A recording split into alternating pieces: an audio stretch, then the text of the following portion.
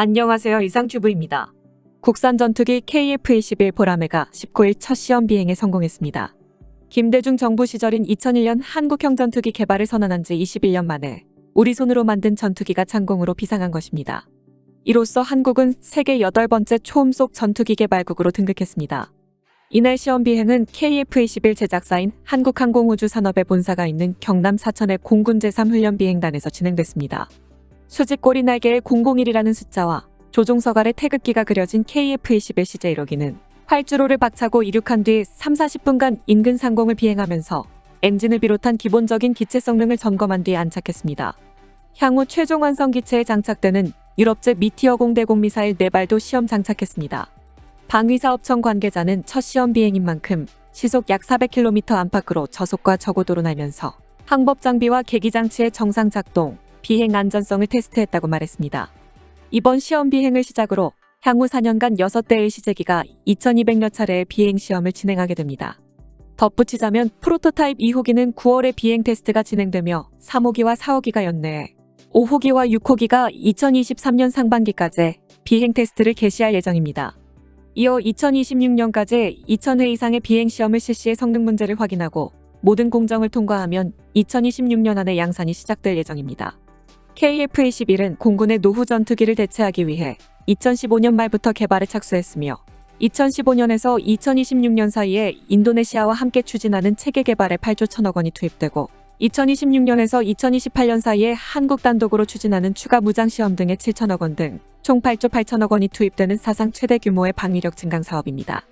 공군은 2032년까지 120대를 도입할 계획입니다.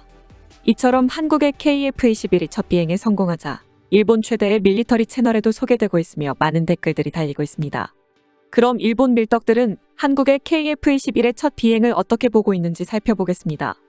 전투기 분야에서도 이제 일본보다 한국이 비상하고 있습니다.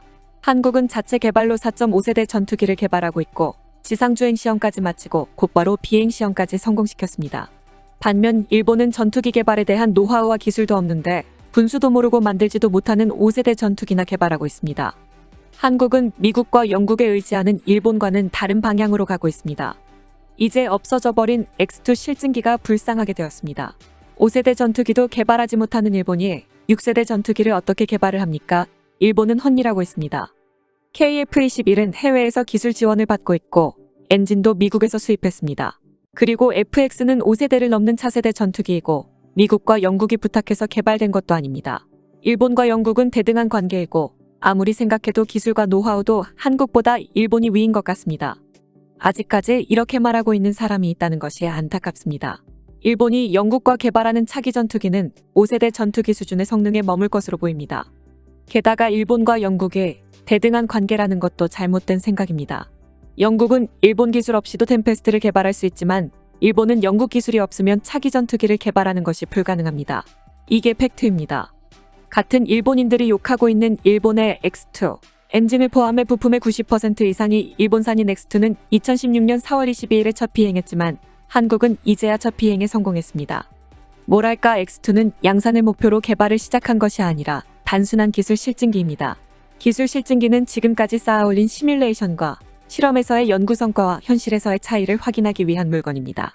하지만 돈이 없는 방위성이 양산을 위해 실제 비행기를 개발한다는 것은 사치스러운 것이지만 의미가 있는 행위라고 개인적으로는 평가하고 있습니다. 또한 X2가 목표 성능을 달성했는지 여부는 유감스럽게도 정보가 공개되지 않아 알 수가 없습니다. 칙칙한 댓글들이 많네요. 제대로 알아보고 비판했으면 합니다. 우선 X2는 추력 편향 패들 테스트도 했고 스텔스성 테스트도 제대로 진행되었습니다. 스텔스와 비행 성능을 확인하기 위해 비행 특성과 비행 성능 등에 관한 데이터를 취득하는 기본 특성 시험을 비롯해 엔진 작동 확인 시험, 그리고 비행 하중 시험과 스텔스성을 확인하는 접히 관측성 확인 시험 및 고운동성 확인 시험을 실시했습니다. 스텔스 평가 장치에 의한 RCS 계측 외에 전투기 레이더와 지대공 유도탄 레이더 및 조기 경보 레이더 등의 X2가 어떻게 찍히는지 확인하는 것도 예정돼 있었기 때문에 이들 테스트도 이뤄졌을 것으로 보입니다. 덧붙여서 지적하면 X2는 어디까지나 스텔스 형상이나 경량 기체 구조 및 고운동 비행 제어 기술을 갖춘 기체의 설계 및 테스트를 실시했으며 이들 기술의 유효성을 확인하거나 요소 기술의 통합에 관한 지식을 얻는 것이 목적이었기 때문에 초음속 비행 능력은 필요 없었습니다. 레이더와 엔진을 자체적으로 개발하지 않고 다른 나라 기업에 맡긴 4.5세대 전투기는 보고 싶지 않습니다. 아쉽게도 KF-21이 전력화하는 2030년에는 이미 구형이라 사줄 나라도 없을 것 같습니다. 레이더와 엔진 및 무장을 외국 기술로 만든 기체가 국산이라고 불러도 된다면 일본이 KF-21이 롤아웃하기 21년 전에 국산으로 4.5세대 전투기인 F2를 개발했는데 그것에 대해서는 어떻게 생각합니까? 참고로 일본의 경우 21년 전에도 무장과 레이더는 국산이었지만 KF-21에 엘리먼트 DBF 기술을 도입한 레이더와 가변 사이클 그리고 차세대 전투에 필요한 발전량을 갖춘 엔진이 달려있을까요? 한국이 필요한 요소를 클리어하면서 견실하게 개발을 진행하고 있는 것은 평가받아 마땅하다고 생각하지만 일본과 한국의 기술 차이는 확실하게 아셔야 합니다. 개인적으로 KF-21이 F-22 같은 외형을 채택한 것은 주로 수출 목적의 디자인으로 보입니다. 수출을 위해 스텔스기로 보이는 것이 중요했던 것과 국내 개발을 위한 지지를 얻기 위한 목적이었을 것이라고 분석됩니다. F-22와 비슷한 외형이 해외 수출용으로 그럴듯하게 보인단 말입니다. KF-21은 매립형으로 디자인되었기 때문에 동체 아래의 대형 미사일과 휴대용 연료 탱크를 싣는 하드포인트를 확보하기 어려운 것이 가장 큰 감점 요소입니다. KF-21의 운용 요구에서는 타이푼과 라팔 이상, F-35 이하의 저관 측성이 요구되었다고 합니다. 기존의 4.5세대기로서는 톱 레벨의 스텔스성을 가지는 타이푼이나 라팔을 웃돌지만 5세대 이하의 스텔스 능력이 좋다고 한다면 어느 정도 기체 형상을 스텔스로 만들고 탑재물을 외부에 탑재한다는 것은 아무래도 타당한 것 같기도 합니다. 스텔스성을 따지면 저렇게 만들지는 않습니다. 타이푼의 스텔스성은 4.5세대기에서도 톱 클래스입니다. 그리고 지금의 KF-21은 아직 4.5세대 플러스 알파입니다. 그리고 KF-21의 첫 비행은 휴대용 연료 탱크를 부착하지 않았고 미티어 모이탄을 탑재하고 있습니다.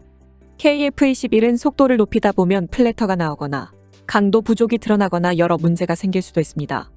또한 미국산 유도무기와의 통합을 거부당했는데 누가 KF-21을 살까요? KF-21은 미국과의 관계가 미묘한 국가가 살 수도 있습니다. 하지만 주요 부품은 외국 제품입니다. F-414 엔진도 완전히 라이센스를 받을 수도 없고 지상무기나 훈련기와 달리 미국이 간섭할 것은 틀림없습니다. 링크 16은 탑재할 수 있을까요? 그동안 KF-21이 비행을 하지 않았기 때문에 미국이 미국제 유도무기의 통합 허가가 나지 않았을 뿐입니다. 미 공군은 공대 공무기의 통합을 허용했지만 미 해군은 KF-21이 첫 비행하면 통합 협의를 시작한다는 스탠스였습니다. 그리고 미국이 KF-21 엔진에 간섭해 올 것이라는 근거는 불분명하고 링크 16을 탑재할 수 없다고 생각하는 근거도 불분명합니다. 저는 개인적으로 경공격기인 FA-50에 미국이 크게 간섭하지 않는다고 생각합니다. 10년 후에 지금의 K9처럼 전 세계에 KF-21이 날고 있을지도 모릅니다. KF-21이 첫 비행에 성공했다고 KF-21은 조립만한 비행기라고 웃고 있는 사람들은 누군가요? 일본이 20년 전에 개발한 F2는 국산이 아니라 공동 개발이었습니다. 그럭저럭 국산으로 양산을 향해 순조롭게 진행되고 있는 한국 KF-21과 비교해 F2는 6대4 공동 개발밖에 할 수 없었습니다. 그리고 그림의 떡으로 보이는 6세대 F3로는 도저히 한국에게 우월감을 가질 수 없습니다. 우선 일본도 국산 전투기에 양산 체제를 확립해 나가야 합니다. 그때까지 가져야 할 것은 한국에 대한 우월감이 아니라 위기감입니다. 한국이 제 몸에 맞는 전투기 개발을 진행하는 것은 높게 평가해야 한다고 생각합니다. 하지만 한국에서의 주력 전투기는 F-35이며 KF-21은 F-35를 보완하는 형태가 될 것으로 보입니다. 그렇게 생각하면 F-3는 일본에 맞는 전투기인지는 모르겠습니다. 하지만 그건 그렇다 치더라도 F4와 F5의 후계기가 빨리 필요한 건 알지만 KF-21의 개발이 너무 급한 것 아닌가요? 한국식 제조업이랄까, 자국에서 만들고 싶은 것은 최종 완성품이고 자기 나라에서 만들 수 없는 부품은 그것이 중요한 부품이라도 외국에서 수집해온다라는 스타일입니다. 저번에 성공했던 로켓도 중요 부품은 전부 외국에서 제작된 기술이라고 생각됩니다. 일본을 이기고 수주한 두바이 원전과 어느 원자력 발전소도 터빈인지의 중요 부품은 일본제였다고 생각합니다. 제조라고 해도 여러 가지 타입이 있는데 일본과 독일, 이탈리아는 제조 자체를 좋아하는 타입입니다.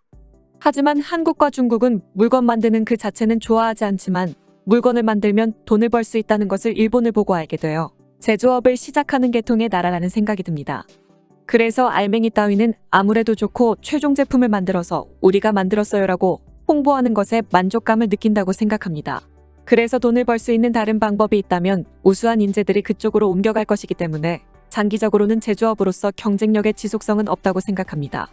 미국과 영국은 물건 만드는 것도 좋아할지도 모르지만 완성된 물건이 어떤 메리트를 가져오는가 하는 관점에 가장 흥미가 있고 거기에서 들어가 메리트가 있으면 그것을 실현하기 위해 매진하는 느낌입니다.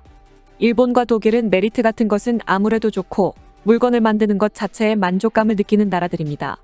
한국의 경우는 F-35가 메인이기 때문에 KF-21이 보완하는 형태가 되지만 일본은 F-3가 메인이고 F-35가 보완되게 됩니다. 뭔가 한 번에 개발하기 어려운 5세대 전투기를 개발하지 않고 우선 손에 넣을 수 있는 기술을 먼저 개발해내는 센스는 칭찬해도 좋다고 생각합니다.